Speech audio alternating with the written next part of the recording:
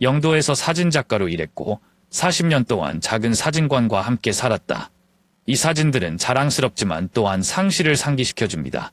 제 아내 지혜씨가 돌아가셨고 아들과의 관계가 깨진 거죠. 삶이 막다른 것 같았을 때 오래된 카메라와 함께하는 여정은 나에게 과거와 현재를 연결하는 새로운 길, 고통과 행복을 열어주었다. 제 삶은 오래된 필름처럼 기쁨과 상실의 기억을 간직하고 있습니다. 저는 사진작가 강인수입니다. 저는 모든 것을 잃었다고 생각했습니다. 가족, 열정, 그리고 삶의 의미. 하지만 그때 오래되고 낡은 카메라로 인해 저는 멀리 간 것처럼 보이는 것, 즉 사랑, 용서와 작은 순간의 가치를 되찾을 수 있었습니다. 저는 항구도시 부산 영도에 사는 사진작가 강인수입니다. 40년 동안 매일 아침 햇살이 창문으로 비스듬히 내리쬐는 영도대교 근처 모퉁이에 위치한 작은 사진관에 들러 모든 것을 은은한 노란색으로 덮었다. 이 사진관은 일터일 뿐만 아니라 제 몸의 일부이기도 합니다. 제 눈앞에서 일어나는 일상적이고 경이로운 이야기들을 보는 곳이죠. 나는 가게를 연 첫날을 기억하는데 그것은 1984년 봄이었다. 그날 하늘은 맑았고 바람이 살랑살랑 불어 바다의 짠맛을 가져왔다. 가칠한 나무 가판대 위에 고물 롤리플렉스 카메라를 놓고 의미 있는 사진을 찍을 줄 알았는데 뜻밖에도 저뿐만 아니라 영도 사람들의 추억의 여정이 될 줄은 몰랐습니다. 흥미로운 점은 이 주변 사람들이 저를 사진작가보다는 친인척으로 여긴다는 것입니다. 예를 들어 맞은편 모퉁이에서 자파상을 하는 한 할머니는 내가 일하느라 끼니를 자주 까먹는다는 사실을 알게 되면 직접 만든 김치를 자주 갖다 준다. 아니면 은퇴한 조선사 박 씨는 매일 오후 신문에서 읽은 재미있는 이야기를 들려주기 위해 들렀습니다. 이런 소박한 순간들이 나를 느끼게 한다. 이 사진관은 일뿐만 아니라 이 바다 사람들의 정서가 모이는 곳이다. 한 번은 한 어부 가족으로부터 서울로 이사하기 전에 기념사진을 찍어달라는 부탁을 받았습니다. 그들이 도착했을 때 막 이슬비가 그치고 우리는 강가에 만개한 벚꽃나무를 배경으로 삼았다. 사진이 완성되자 어린 딸은 고향을 영원히 기억하기 위해 이 사진을 간직하고 싶다며 기뻐하며 뛰어올랐다. 그것이 바로 제가 이 일을 사랑하게 만드는 것입니다. 시간이 가질 수 없는 소중한 순간들을 얼릴 수 있는 능력입니다. 매일 영도에서의 삶을 단편 영화처럼 느껴요. 영화 한 편 한 편씩 간직하고 있는 곳이죠. 세월이 흐르면서 모든 것이 변했지만 저의 작은 사진관은 항상 그 기억에 남는 이야기를 받아들이고 보존하는 장소였습니다. 첫 번째 사진은 의뢰인이 아니라 가족 사진입니다. 아내 지혜 씨가 어린 아들 종필 씨와 장난을 치던 1982년 가을 오후 집 뒤 잔디밭에 옅은 햇살이 깔린 때였다. 지혜는 자신이 가장 좋아하는 크림색 스웨터를 입고 종필은 은행나무 주위를 뛰어다니는 어머니의 손을 잡고 객석에서 웃었다. 저는 새로 산 카메라를 가져다가 액자에 넣고는 결코 마르지 않을 것 같은 행복감의 셔터를 눌렀던 기억이 납니다. 하지만 인생은 모든 것이 가장 아름다운 순간에 멈출 수 있는 사진처럼 항상 있는 것은 아니다. 불과 몇 년 후 갑자기 상황이 바뀌었다. 1993년 지혜는 말기 간암에 걸렸다는 것을 알게 되었다. 나는 의사가 그 소식을 알린 날을 생생하게 기억한다. 추운 겨울날 부산대학교 병원으로 가는 길에 이슬비가 흠뻑 젖었다. 나는 아내의 걱정을 숨기려는 눈을 감히 응시하지 못하고 조용히 그녀의 손을 꽉 잡았다. 지혜의 생애 마지막 몇 달 동안 나는 감히 그녀를 단 한순간도 떠나지 못했다. 사진관은 거의 문을 닫을 뻔했는데 지혜의 건강이 악화되면서 혼자 집에 두고 싶지 않았기 때문이다. 그 시절 종필은 겨우 12살이었고 상실을 완전히 이해하기에는 너무 어렸지만 부모님의 눈빛에서 불안을 느끼기에는 충분히 컸다. 어느 날 밤 저는 아이가 어머니의 병실 문 앞에 조용히 서 있는 것을 보았고 더 이상 무엇을 해야 할지 모른 채 책가방을 꽉 쥐고 있었습니다. 지혜는 어느 봄날 아침 병원 창문 밖에 벚꽃잎이 떨어지기 시작하면서 세상을 떠났다. 나는 그녀의 손을 잡고 마지막 온기가 내 곁을 떠나지 않도록 노력했다. 그때 내 안에 모든 것이 무너지는 것 같았지만 어머니의 침대 옆에서 흐느껴 울며 서 있는 종필을 보고 나 자신뿐만 아니라 아이를 위해서도 계속 살아야 한다는 것을 깨달았다. 그 해의 가족 사진은 나의 가장 소중한 자산이 되었다. 볼 때마다 지혜와 종필의 환한 미소뿐 아니라 내 안에 남아있는 모든 것으로 종필을 돌보라는 지혜의 메시지가 느껴진다. 그 이후로 저는 고통을 피하기 위한 방법으로 동시에 아들의 미래를 가꾸기 위한 방법으로 일에 뛰어들었습니다. 한 번은 종필이가 저한테 아빠, 다른 사진으로 엄마를 보고 싶어요. 또 갖고 계신 거 없어요. 그 사진이 제가 찍은 유일한 사진이었기 때문에 저는 침묵만 했습니다. 시간은 나에게 그 아름다운 기억을 더 이상 기록할 기회를 주지 않았다. 인생은 희박하고 모든 소중한 순간은 온전히 보존되어야 한다는 것이 제가 항상 일깨워주는 값진 교훈입니다. 내가 가진 모든 것, 모든 식사, 모든 옷, 모든 교훈으로 종필을 길렀는데 나는 내 인생에서 아이들을 지탱할 수 있다고 생각한다. 영도에 있을 때는 넉넉하지 않아도 종필이가 항상 자랑스러웠다. 그는 열심히 일했고 어린 시절부터 독립했고 마침내 서울의 명문대학에 합격했다. 내가 감히 젊었을 때 꿈도 꾸지 못했던 것이다. 종필이가 집을 떠나 공부하던 시절 집과 사진관은 유난히 텅 비어 있었다.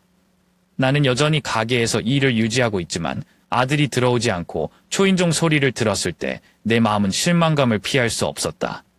명절 때마다 종필은 아빠, 뭐 필요하신 거 없으세요? 보내줄까? 하지만 전 그냥 웃으며 말했죠. 아빠는 아무것도 필요 없어.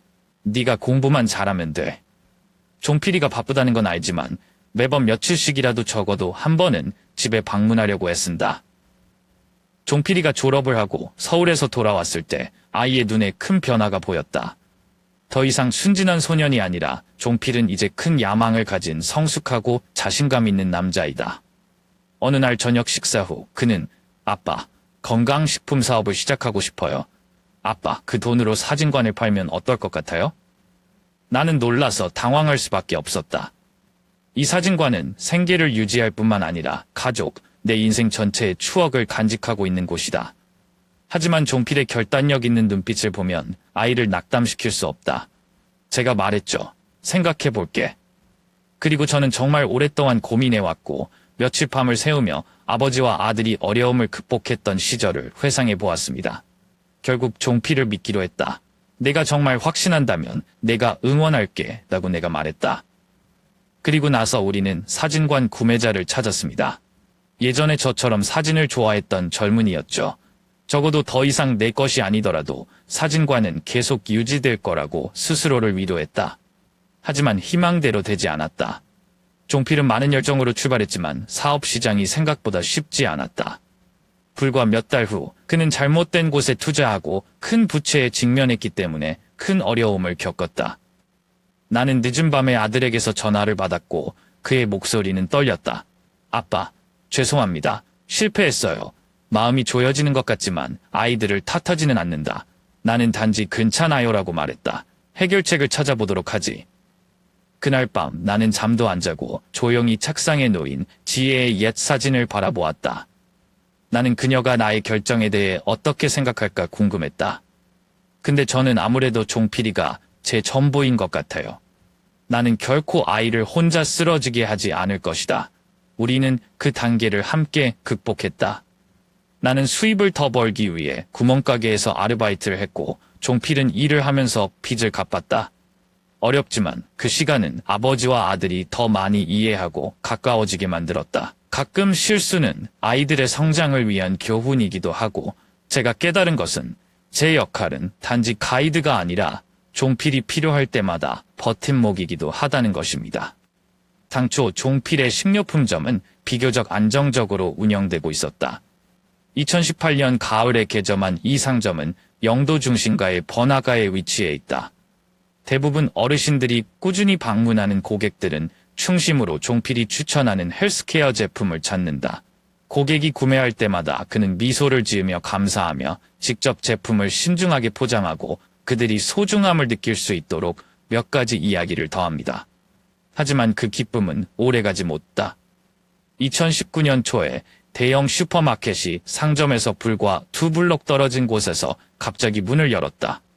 그 슈퍼마켓은 건강식을 더 싸게 팔았을 뿐만 아니라 지속적인 프로모션을 통해 지역 내 대부분의 고객을 끌어들였다. 슈퍼마켓이 문을 연 지 일주일 만에 종필의 가게를 찾는 손님이 눈에 띄게 줄었던 기억이 난다. 아들은 걱정하기 시작했고 눈빛은 예전처럼 자신감이 없었다. 한 번은 살을 애는 듯한 추운 겨울 저녁, 나는 종필에게 따뜻한 도시락을 가져다 주기 위해 가게에 들렀다. 들어섰을 때 아들이 카운터 뒤에 조용히 앉아 있는 것을 보았고 가게의 불은 절반만 켜져 있었다. 식탁 위에 도시락은 아직 열리지 않았고 매출 기록부는 비어 있었다. 나는 도시락을 내려놓고 가볍게 "오늘은 어때?" 라고 물었고 종필은 고개를 들어 억지로 웃었다. "괜찮아요, 아빠. 생각해 볼게." 하지만 저는 그 말이 단지 아버지와 아들 모두를 위로하기 위한 것이라는 것을 알았습니다. 2019년 3월, 이 여사의 단골고기 몇 가지 제품을 사러 와서는 갑자기 종필 씨, "여기서 쇼핑하는 게 너무 좋은데 새로 생긴 슈퍼마켓에서 너무 싸게 팔아요. 나는 늙었고 돈을 모을 수 있으니 네가 이해해 주길 바래." 할머니가 미안한 표정을 지으면서도 나는 종필의 얼굴에 잠깐의 실망감이 스쳐 지나가는 것을 똑똑히 보았다. 그는 침착하려고 노력했지만 손님이 떠나자마자 카운터에 손을 강하게 쳤습니다. "아빠, 제가 실수했나요? 처음 여기에 가게를 열지 않았더라면 모든 게 달랐을 거예요." 나는 아이들을 보고 마음이 아픈데 어떻게 대답해야 할지 모르겠다. 대형마트와의 경쟁이 쉽지 않다는 점도 부인할 수 없고 아들이 이곳에 모든 희망을 걸었다는 점도 부인할 수 없다. 그 후 며칠간은 나이가 들면서 더 이상 날렵하지 않지만 그와 함께 카운터에 서서 종필을 도와주려고 했다. 집 근처의 식료품점 주인인 한 여사에게 단골 손님을 가게로 소개해달라고 부탁하기도 했다. 그러나 모든 노력이 충분하지 않은 것 같다. 종필이 임대료를 제때 내지 못하자 상황은 더욱 악화됐다. 어느 날 저녁 그는 우리 집에 와서 깊이 고개를 숙이고 "아빠, 죄송해요. 실망했어요, 아빠." 나는 아무 말도 하지 않고 단지 아이를 끌어당겨 앉아서 그에게 따뜻한 차 한 잔을 따라주었다. 한때 자랑스러웠던 아들이 지금 이렇게 힘들어하는 것을 보고 나는 비난이 상황을 더 악화시킬 뿐이라는 것을 깨달았다. 대신 종필의 어깨를 두드리며 "실패가 끝이 아니다. 아빠는 항상 여기 있고 넌 언제나 다시 시작할 수 있어." 하지만 마음속으로는 이 추락에서 회복하는 것이 쉽지 않다는 것을 안다. 종필이가 포기하지 않고 우리가 함께 새로운 길을 찾길 아무리 힘들어도 바랄 수밖에 없다. 그 힘든 날들 동안 저는 낡은 롤리플렉스 카메라를 손에 들고 제 작은 방에 앉아 공허함을 느끼곤 했습니다. 30여 년 동안 나의 절친한 반려자였던 이 카메라는 영도의 수많은 웃음과 눈물, 그리고 일상의 이야기를 담았다. 나는 케이크를 잘 돌려서 조준경을 통해 보았지만 지금은 옛날 사진관에 분주한 장면이 없는 침묵의 벽일 뿐이다. 한 번은 카메라를 닦다가 갑자기 가게에서 졸업사진을 찍었던 단골 손님 수진이가 생각났다. 이날 수진은 어머니와 함께 추워서 뺨을 붉히고 연분홍색 한복을 입고 왔다. 촬영이 끝난 후 그녀는 저를 보며 말했죠. "인수 삼촌, 당신은 어른이 되면 여기로 돌아와 웨딩 사진을 찍게 될 거예요." 그 순진한 약속은 저를 웃게 만들었습니다. 하지만 이제 수진이는 성장했고 작년에 결혼했을지도 모르지만 저는 더 이상 그녀가 약속을 지킬 수 있는 사진관이 없습니다. 그 기억들은 나를 더 불안하게 만들었다. 어느 날 밤 잠을 이루지 못하고 나는 동네를 산책하기로 결정했다. 불빛이 환한 편의점이 된 옛 사진관을 지날 때 마음이 아플 수밖에 없었다. 새 주인은 표지판과 내부 인테리어를 모두 바꿨다. 나무 부스, 벽에 걸린 액자, 심지어 문 앞에 있는 오래된 벤치 등 익숙한 모든 것이 이제는 추억에 불과하다. 한참을 가만히 서 있다가 갑자기 "강 아저씨 맞죠?" 라는 소리가 들렸습니다. 돌아서서 보니 중년 남자였는데 알고 보니 옛 고객인 김모 씨였습니다. 김 씨는 결혼 10주년을 기념해온 가족을 데리고 사진을 찍은 적이 있다. "저를 기억하시나요? 나는 여전히 그날의 가족 사진을 간직하고 있으며 거실에 걸려 있다. 볼 때마다 삼촌이 생각난다. 사진관 문을 닫아서 너무 아쉬워요." 김 씨는 내 어깨를 두드리며 동정 어린 눈빛을 보냈고 그 사진은 그의 가족 생활에서 중요한 부분이었다고 덧붙였다. 김 씨의 말은 나로 하여금 자랑스러우면서도 가슴 아프게 했다. 그 사진관은 직업일 뿐만 아니라 수십 년 동안 제 삶과 긴밀하게 연결되어 있는 많은 사람들과 저를 연결하는 다리이기도 합니다. 하지만 이제 모든 것이 사라졌을 때 저는 스스로에게 물었습니다. 다시 그 의미를 찾을 수 있을까? 나는 집에 돌아와서 책상 위에서 졸고 있는 종필을 바라보았다. 그의 이마의 주름살은 그가 받는 스트레스의 증거로 드러났다. 내 마음속에서 한 가지 생각이 문득 떠올랐다. 아마도 영원히 기억에 앉아 있기보다는 일어나서 아들을 돕고 제 자신을 위해 약간의 의미를 되찾기 위해 무언가를 해야 할 것입니다. 이 낡은 카메라가 다시 한번 제가 사랑했던 세상으로 돌아가게 해주는 다리가 될 수 있을까요? 그날 밤 온 가족이 무거운 분위기에서 식사를 했다. 테이블 위의 젓가락 그릇은 오랫동안 차가웠지만 아무도 슬프게 만지지 않았다. 며느리 미정이가 마침내 젓가락을 내려놓고 짜증 섞인 눈빛으로 나를 똑바로 쳐다봤다. 그녀의 목소리는 침묵을 깨는 것처럼 높았습니다. 만약 아버지가 그 사진관을 지키지 않았다면 우리는 이 상황에 빠지지 않았을 것이다. 너는 처음에 그 돈으로 집을 사야 한다고 말하지 않았니? 무슨 생각으로 그렇게 고집을 부리세요? 나는 비난에 놀랐다. 그 말들은 내 자존심에 일격을 가하는 것 같았다. 예전엔 항상 미정이가 이해심이 많은 사람이라고 생각했는데 이제는 그녀의 억눌린 짜증이 치솟았다. 옆에 앉은 종필은 침묵하며 시선을 피했다. 나는 내 아이가 나를 옹호하는 목소리를 낼 것이라고 생각하지만 대신 그는 고개를 숙이고 천천히 말했다. 아버지는 빚밖에 남기지 않았다. 제 친구들, 그들은 좋은 집과 좋은 차를 가지고 있습니다. 우리는요. 그 말은 내 가슴에 단칼에 박히는 것과 같았다. 제가 희망을 걸고 키우기 위해 모든 것을 희생했던 아들이 이렇게 가혹한 말을 하다니 믿을 수가 없네요. 나는 조용히 앉아 손을 떨고 마음이 상했다. 나는 침착하려고 노력했지만 마음은 폭풍우였다. 사진관이 문을 닫은 날부터 아이들의 창업을 돕기 위해 모든 것을 했고 거의 저축하지 않은 돈을 지원하는 데 썼다. 식료품점에서 아르바이트를 하는 늦은 저녁, 아이가 어려움을 극복할 수 있도록 돕는 방법을 생각하며 누워있는 밤들. 종필에게 그 모든 것이 남기지 않는 것뿐인가? 미정은 분노에 휩싸인 채 자리에서 일어나 젓가락 그릇을 치웠다. 나는 종필이를 보고 한마디 더 해명을 바라봤지만 그는 묵묵부답이었다. 그 순간 전 세계가 나를 등지고 있는 것 같았다. 그날 밤 저는 잠을 잘 수가 없었어요. 저는 책상 앞에 앉아서 오래된 나무 상자를 열었습니다. 그곳에서 저는 어린 시절의 사진들을 보관하고 있었습니다.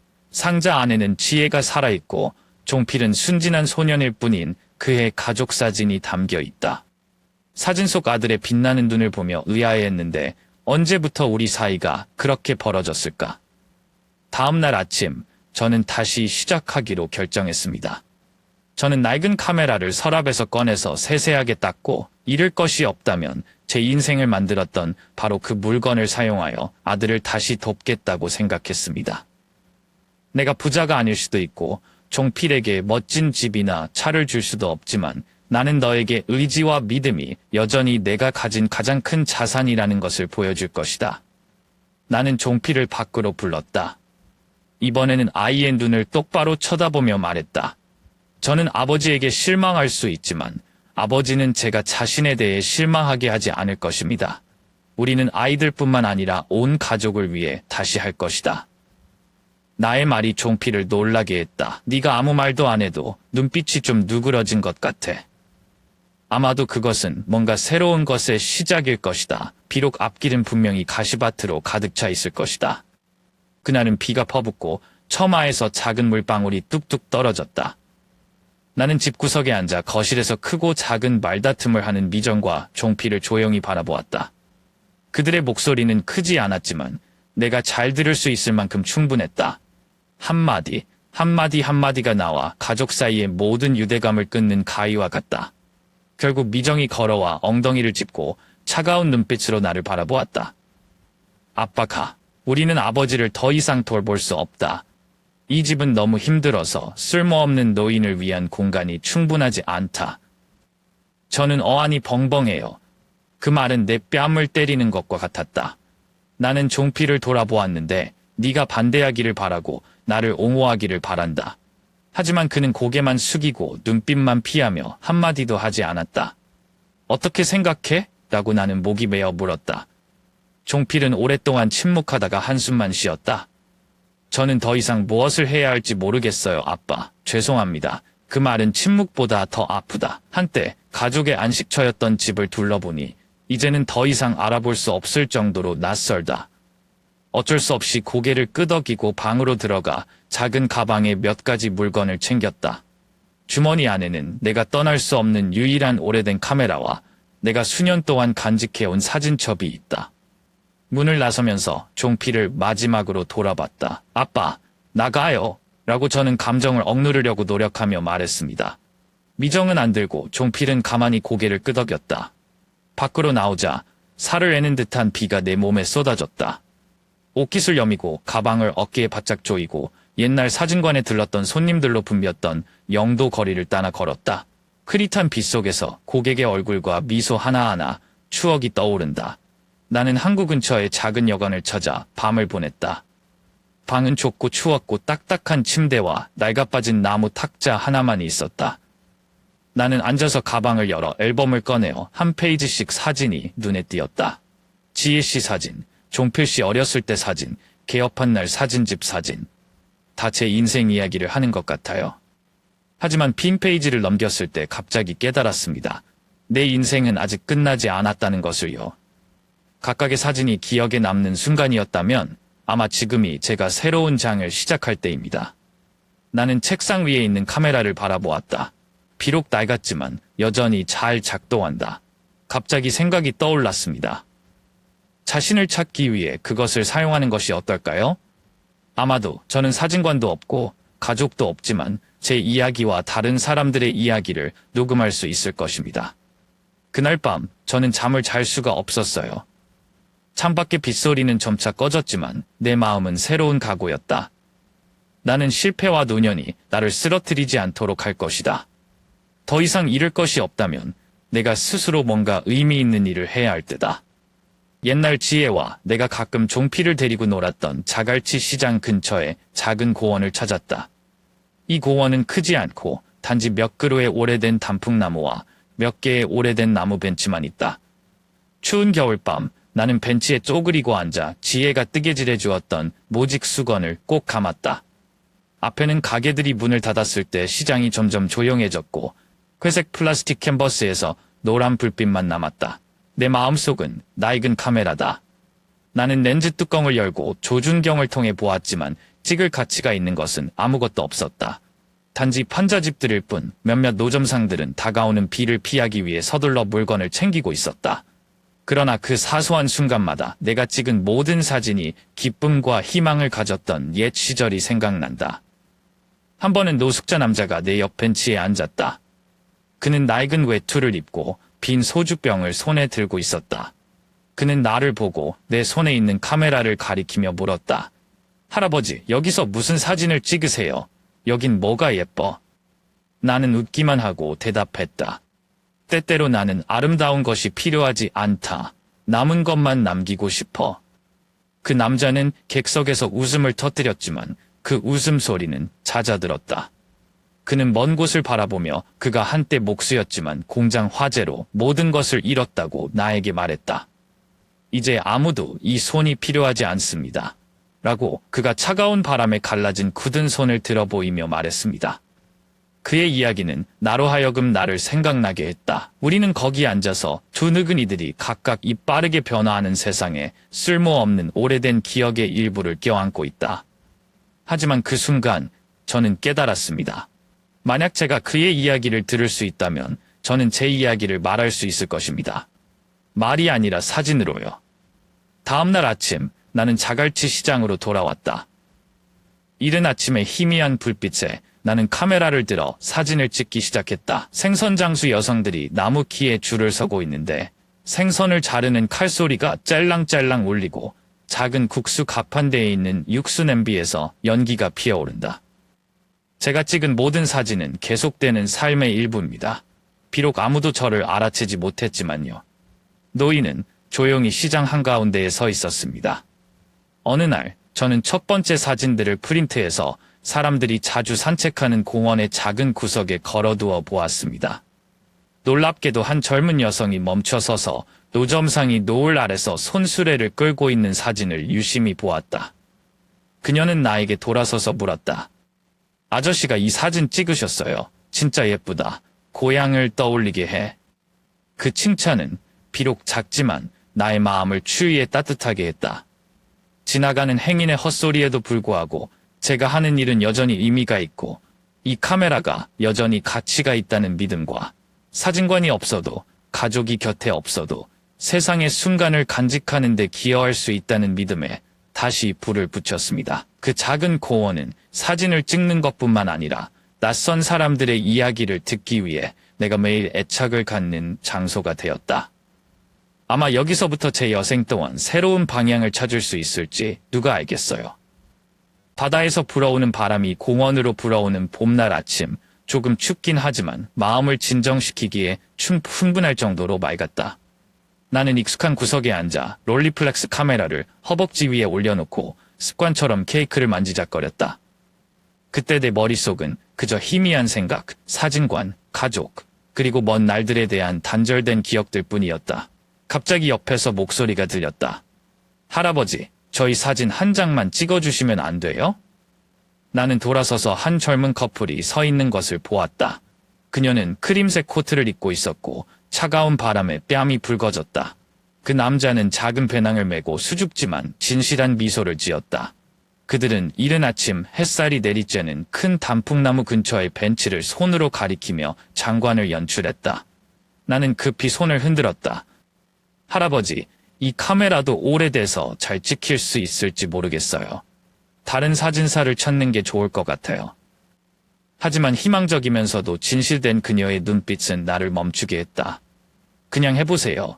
영도에서 사진작가라고 삼촌이 말씀하셨기 때문에 잘 나올 거라고 믿어요. 나는 놀라서 누군가가 나와 오래된 사진관을 아직도 기억하고 있다고 생각하지 않는다. 처음에는 망설였지만 나는 수락하고 그들과 함께 일어서서 사진의 각도를 선택했다. 조금 더 붙어 앉으세요. 좋아요. 카메라를 똑바로 쳐다보고 자연스럽게 웃으세요. 라고 제가 물었습니다. 낮은 자각색의 목소리가 더 따뜻해졌습니다. 나는 허리를 굽혀 렌즈를 훑어보았다. 액자 속에는 기쁨으로 빛나는 두 얼굴의 빛이 담겨 있다. 기계를 누른 후 필름을 꺼내어 갑자기 이 소박한 행복을 느낀 지 오래되었다는 것을 깨달았습니다. 촬영이 끝나자 두 사람은 엉거주춤 고개를 숙여 감사의 뜻을 표했다. 그 남자는 머뭇거리며 물었다. 할아버지, 사진 언제 씻을 수 있어요? 이걸 기념으로 간직하고 싶어요. 나는 잠시 침묵했다. 손에 필름을 감으면 옛날처럼 직접 사진을 세척할 수 있는 어두운 방이나 도구가 없다는 것을 압니다. 하지만 그들의 열망을 보고 나는 거절할 수 없었다. 일주일 주면 그는 사진을 가지고 올 것이다. 그들이 떠난 후 저는 오랫동안 하지 않았던 일을 하기로 결심했습니다. 사진 세면장을 찾아다녔죠. 돌 하나하나가 추억의 일부를 떠올리게 하는 영도의 거리를 헤매다. 마침내 모퉁이에서 작은 가게를 찾았는데 가게 주인은 나처럼 사진에 대한 열정이 있는 것처럼 보이는 젊은이였다. 나는 그 필름을 카운터에 올려놓고 청년에게 말했다. 씻어주세요. 중요한 사진이야. 그는 필름을 보고 나를 보고 살짝 웃었다. 롤리플렉스로 찍으셨어요. 흔치 않아요. 조심할게요.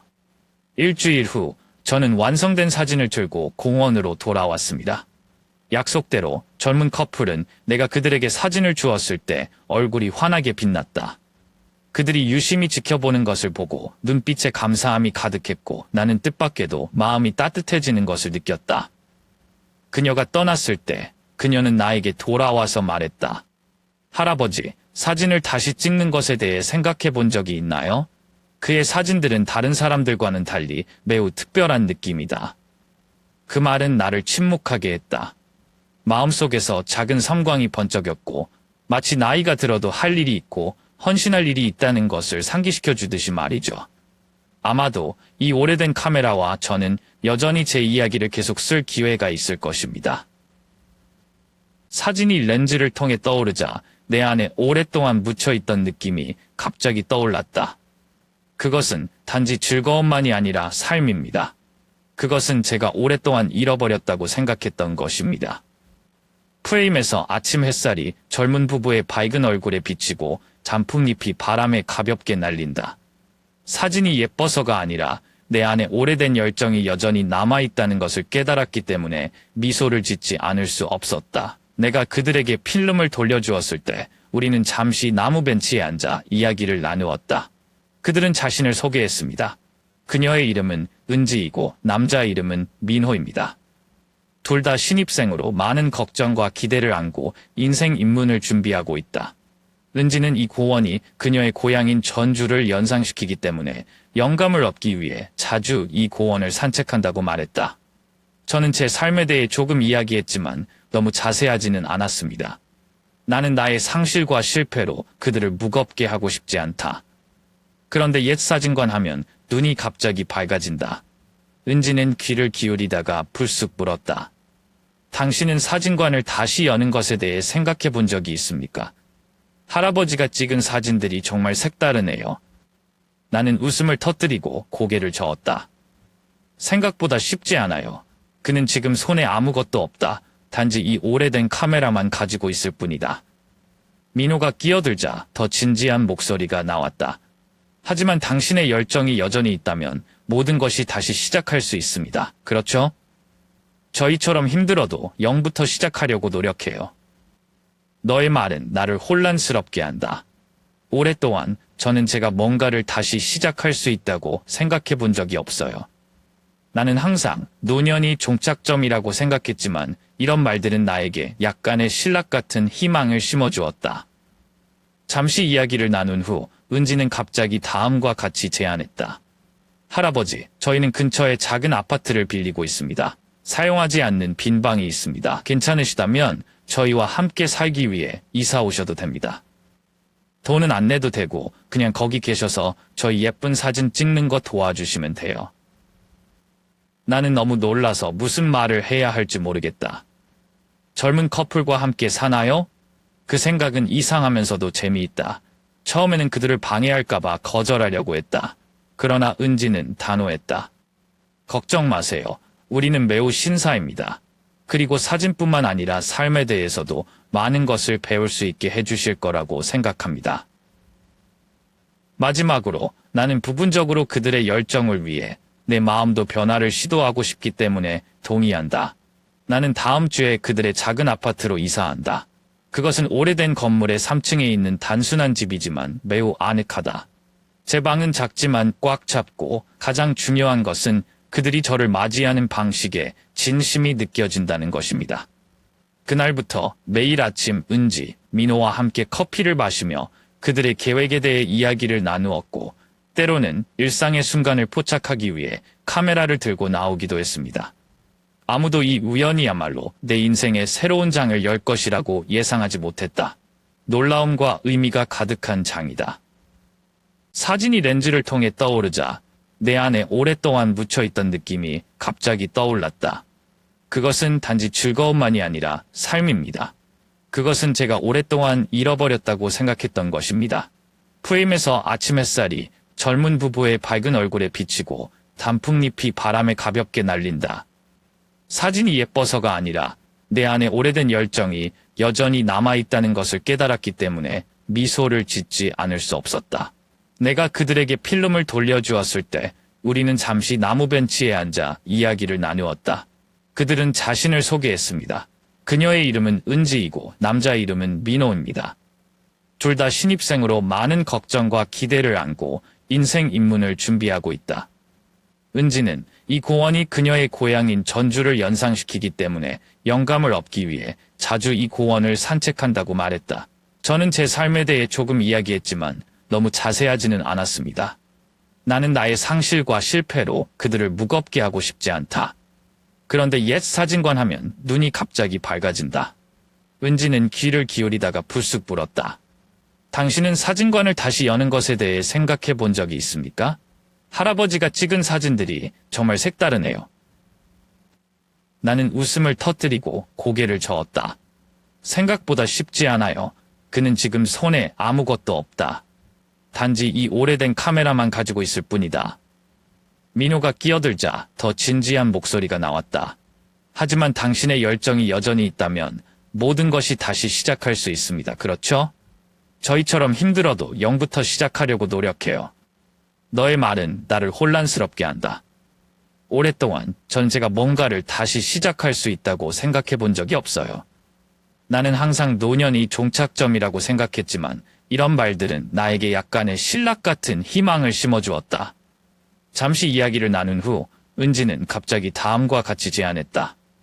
할아버지, 저희는 근처에 작은 아파트를 빌리고 있습니다. 사용하지 않는 빈 방이 있습니다.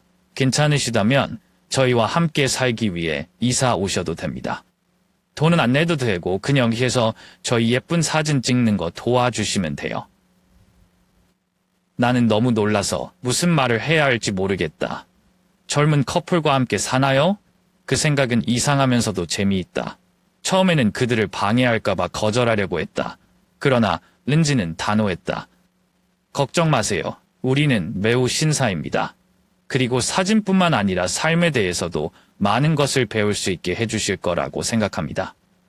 마지막으로 나는 부분적으로 그들의 열정을 위해 내 마음도 변화를 시도하고 싶기 때문에 동의한다. 나는 다음 주에 그들의 작은 아파트로 이사한다. 그것은 오래된 건물의 3층에 있는 단순한 집이지만 매우 아늑하다. 제 방은 작지만 꽉 찼고 가장 중요한 것은 그들이 저를 맞이하는 방식에 진심이 느껴진다는 것입니다. 그날부터 매일 아침 은지, 민호와 함께 커피를 마시며 그들의 계획에 대해 이야기를 나누었고 때로는 일상의 순간을 포착하기 위해 카메라를 들고 나오기도 했습니다. 아무도 이 우연이야말로 내 인생의 새로운 장을 열 것이라고 예상하지 못했다. 놀라움과 의미가 가득한 장이다. 할머니와 젊은 커플의 도움으로 한옥 뒤편의 작은 창고를 새로운 사진관으로 손질하기 시작했다. 창고는 낡고 먼지가 가득했지만 민호의 능숙한 손놀림과 은지의 열정으로 점점 따뜻하고 아담하면서도 넉넉한 공간으로 변했다. 나는 낡은 나무 탁자를 방 구석에 두었고 그 옆에는 그동안 찍었던 사진들이 진열되어 있었다. 노부인은 눈치가 아주 빠른 사람이다. 그녀는 제가 가게 이름을 태양의 후억이라고 지으라고 제안했습니다. 왜냐하면 그녀는 제 사진이 항상 시청자들에게 부드러운 햇빛 속에서 사는 것처럼 느끼게 한다고 말했기 때문입니다. 그 이름은 나를 즉시 감동시켰다. 부분적으로는 지혜를 떠올리게 하기 때문이고 부분적으로는 내가 방금 되찾은 희망이 담겨 있기 때문이다. 새 사진관 소식은 은지와 동네 이웃들의 도움으로 빠르게 퍼져나갔다. 사람들은 제가 전시한 사진들을 보려고 몰려들었고 많은 사람들이 제게 가족사진, 초상화 또는 단순히 일상적인 순간들을 찍어달라고 부탁했습니다. 매일 저는 제가 좋아하는 일을 하면서 즐거움을 느끼는 반면 할머니, 은지, 민호는 항상 저를 끊임없이 격려해 줍니다. 어느 봄 오후 햇빛이 가게 앞에 단풍나무 숲을 뚫고 나왔을 때 문에는 낯익은 모습이 나타났다. 종필이라는 걸 알고 깜짝 놀랐어요. 그가 입장하자 지친 모습이었지만 눈빛에는 후회가 가득했다. 그의 뒤에는 미정이 있었고 그의 눈은 길을 따라 울부짖는 것처럼 붉게 충혈되어 있었다. 종필이가 내 앞으로 걸어오더니 갑자기 무릎을 꿇었다. 나는 당황해서 아이를 일으켜 세우려고 했지만 그는 내 손을 잡고 눈물을 흘렸다. 아버지, 제가 틀렸어요. 아버지가 어떻게 고통받으셨는지 모르겠어요. 나는 아버지를 상처 입혔고 아버지가 나에게 준 것을 이해하지 못했다. 용서해 주세요. 미정은 남편 옆에 무릎을 꿇고 목이 메었다. 아버지, 저의 지나친 말에 대해 정말 죄송합니다. 아버지의 희생을 다 이해하지는 못했어요. 나는 가만히 서 있었고 심장이 조이는 것 같았다. 상처받은 적은 있어도 아들 며느리 앞에서 보면 마음이 놓일 뿐이다. 내 안의 분노가 모두 사라진 것 같다. 나는 그들의 어깨에 손을 얹고 조용하지만 진실한 목소리로 말했다. 잘 지내세요. 나는 더 이상 너희들에게 화나지 않는다. 너희들이 서로를 존중하고 실수를 반복하지 않는 한 나는 만족한다. 그 순간 나도 눈물이 났지만 슬픈 눈물이 아니었다. 그것은 가족이 다시 치유될 때 해소이고 행복이다. 그 만남 이후 종필과 미정은 사진관을 자주 방문했다. 그는 또한 내가 전혀 모르는 소셜미디어 가게를 홍보하는 것을 도와주었다. 어느 날 그는 나를 보고 살짝 웃으며 말했다. 아빠, 저는 당신이 항상 가장 강한 사람이라고 생각해요. 잘못 고칠 수 있는 기회를 주셔서 감사합니다. 나는 미소만 지었다. 나에게 가족은 돌아가기 위한 곳일 뿐만 아니라 용서하고 다시 시작하는 곳이기도 하다. 늦었지만 앞으로 며칠은 저뿐만 아니라 제가 사랑하는 사람들에게도 의미가 가득할 것이라고 믿습니다. 저의 작은 사진관인 태양의 후억은 이 동네에 인기 있는 장소가 되었습니다. 매일 각지에서 온 고객들이 사진을 찍는 것뿐만 아니라 그들의 이야기를 들려주기 위해 찾아온다. 저에게는 모든 사진이 단지 한순간의 저장만이 아니라 공감이며 과거와 현재를 이어주는 다리입니다. 광주에서 연로한 부부가 들른 적이 있다. 그들은 세월이 흐르면서 퇴색한 오래된 사진을 가지고 40년 이상 전에 그들의 결혼 날짜를 찍었다. 떨리는 손을 가진 남편은 저에게 똑같은 자세로 새로운 사진을 찍어달라고 부탁했습니다. 우리는 후손들이 그들의 조부모의 사랑을 보기를 원합니다. 라고 그는 아내에 대한 애틋한 눈빛으로 말했습니다. 카메라를 돌려 카메라를 훑어보니 갑자기 마음이 차분해지는 느낌이었다. 그들의 얼굴에는 주름살이 가득했지만 내가 익숙한 행복감이 떠올랐다. 몇 년 전 황금빛 햇살 아래서 가족 전체를 찍은 유일한 사진인 지혜를 떠올리게 한다. 그들의 사진이 나왔을 때 저는 그들의 사랑뿐만 아니라 그 안에서 제 자신을 다시 보는 것 같았습니다. 사랑에 빠졌고 잃었고 삶의 남은 부분을 되찾고 있는 사람이죠. 또 다른 날, 하나라는 소녀가 엄마와 함께 사진관에 갔습니다. 긴 드레스를 손에 들고 있는 소녀는 해외에서 일하는 아버지에게 사진을 보내주고 싶다고 말했습니다. 아빠가 네가 너무 보고 싶대라고 그녀가 낮은 목소리로 말했지만 눈빛은 희망에 차 있었다. 저는 카메라를 돌려 그녀가 제자리에 서도록 도왔습니다. 그리고 그 순간 저는 이 사진들이 단지 사진일 뿐 아니라 수천 마일 떨어진 곳에서 사랑하는 사람들을 연결하는 다리라는 것을 깨달았습니다. 어느 늦은 저녁, 사진관을 청소한 후 낮에 새로 찍은 사진들을 혼자 바라보던 기억이 납니다. 가게의 부드러운 노란 불빛이 액자에 비쳐 그들을 더 생생하게 만든다. 사진 속의 얼굴들, 아이의 미소, 아버지의 자랑스러운 시선, 또는 커플의 애틋한 시선, 모두 그들의 이야기를 나에게 들려주는 것 같았다. 하지만 그 순간 저는 제가 잃은 것을 기억합니다. 옛날 가족 사진, 환한 미소를 짓고 있는 지혜, 순진한 소년 시절의 종필은 카메라를 통해 볼 때마다 눈에 띄었다. 때로는 가장 아름다운 것이 과거의 것이었던 것처럼 후회가 마음속으로 파고든다. 하지만 가게 밖에서 고객의 웃음소리를 듣고 저는 깨달았습니다. 제가 되찾은 것은 바로 연결성, 매 순간의 의미입니다. 무엇보다 중요하다는 것을요. 어느 날 저녁 지혜의 누이인 할머니가 사진관에 왔다. 할머니는 큰 액자를 들고 가셨고 그 안에는 전주에서 처음 만난 후 간직하고 있던 우리 가족의 사진이 들어있었다. 그녀는 그것을 카운터 위에 올려놓고 부드럽게 말했다. 내 여동생은 분명히 너를 자랑스러워할 거야. 오늘 네가 한 일은 사진 찍는 것뿐만 아니라 다른 사람의 기억도 저장해 놓은 거야. 지혜의 기억을 저장해 놓은 것처럼. 나는 아무 말도 하지 않고 고개만 숙여 할머니께 감사를 드렸다. 그 순간 저는 이해했습니다. 이 사진관은 제가 일하는 곳일 뿐만 아니라 화해의 일부라는 것을요. 잃어버린 것을 되찾고 제 삶의 의미를 다시 쌓는 방법이라는 것을요. 이른 겨울 아침 안개가 여전히 한옥 기와에 드리워져 있을 때 나는 사진관 계단 옆에 앉아서 뜨거운 찻잔을 손에 들고 있었다. 찬바람이 살며시 밀려와서 나는 낡은 외투를 꽉 잡아당겼다. Point Walk My. 사진관은 이제 점차 안정되었고 단골들이 자주 들렀고 때로는 단지 대화를 하거나 오래된 사진을 편집해달라고 부탁했다. 하지만 내 마음속에는 항상 대답하지 못한 질문이 있다. 돌아갈 시간인가? 가족들이 보고 싶고 종필이랑 미정이가 보고 싶고 그들이 사진관에 무릎을 꿇고 사과한 날부터 우리는 여전히 연락을 유지하고 있지만 나는 감히 그들과 함께 살 생각을 해본 적이 없다.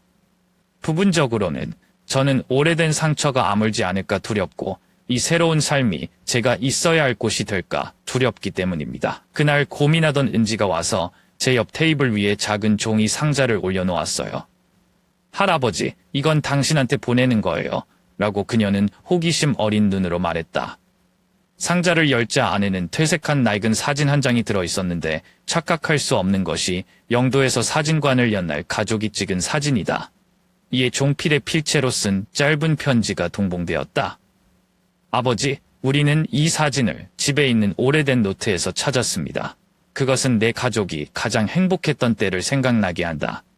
아버지, 저는 아버지가 준비가 되셨든 집은 항상 아버지가 돌아오시기만을 기다리는 곳이라는 것을 알아주셨으면 합니다. 종필. 내가 사진을 들고 있는데 갑자기 가슴이 뭉클했다. 지혜가 살아있던 날 종필은 사진관을 뛰어다니며 장난을 친 소년이기도 했다. 나는 손을 떨면서 사진을 탁자 위에 놓았다. 종필의 말은 어느 때보다 마음에 걸렸다. 그날 저녁 작은 방에 앉아 지혜의 잃어버린 언니인 할머니와 이야기를 나눴다. 할머니는 조용히 앉아서 내 이야기를 듣고 있었고 늙은 눈은 생각에 잠겼다. 내가 현재의 삶으로 돌아가야 할지 머물러야 할지 모른다고 말했을 때 그녀는 부드럽게 대답했다. 너는 여기서 네 자신을 되찾았고 그것은 정말 멋지다. 하지만 가족은 뿌리다. 치유할 기회가 있다면 지나가지 않도록 해라. 지혜 씨도 분명히 원하실 거예요. 그녀의 말은 나로 하여금 밤새도록 생각하게 했다.